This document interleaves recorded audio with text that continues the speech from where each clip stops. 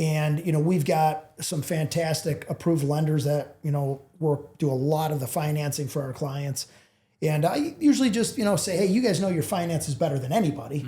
And the majority of our clients always say to me, I don't really need a pre-approval. I know where I want to be. I'm probably going to be approved for much more than where I want to be. And, great. Still run out, get a pre-approval. Yeah. We've got multiple great lenders, and we get them to that. That usually takes, literally a few hours. Yeah. It's touching on our lenders, like we've, a lot of people think because we have, pre-approved lenders that we have something to gain from it. No, really, the only thing we have to gain from it is a smooth process.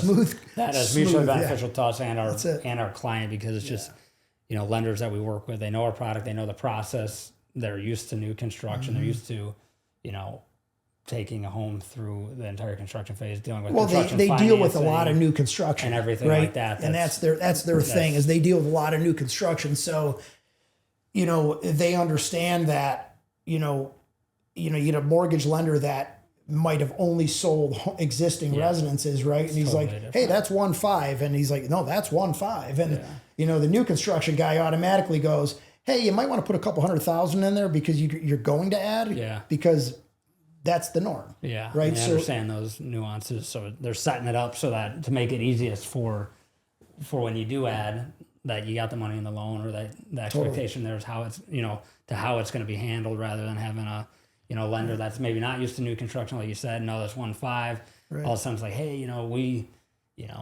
our taste grew and we want to put this, $200,000 in the home because you want to make the basement, full golf sim area, or whatever they want to do, right? And they want to make it happen while construction's going on. It's like, we've had everything from, hey, I want a full-blown basketball court inside my house, a golf simulator, theaters, whatnot, but then there's the part of the financing that is, and this question comes up a lot, is like, hey, how do I get approved for a construction loan? Yeah.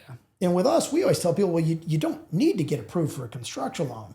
There's going to be the costs associated with a construction loan, and they're going to be the same whether DJK holds a construction loan for you or you get the construction loan. Yep. And a lot of people look at it, and after discussing it with us and maybe some of their other people they know, they look at it as like, well, from a risk standpoint, from a liability standpoint of owning the house while it's under construction, might not always be the best idea, right? So we offer, which is probably 95% of our transactions, is that we hold the construction loan, and it's just pass-through fees. Whatever the construction loan costs are, client just reimburses us. There's no added cost to it.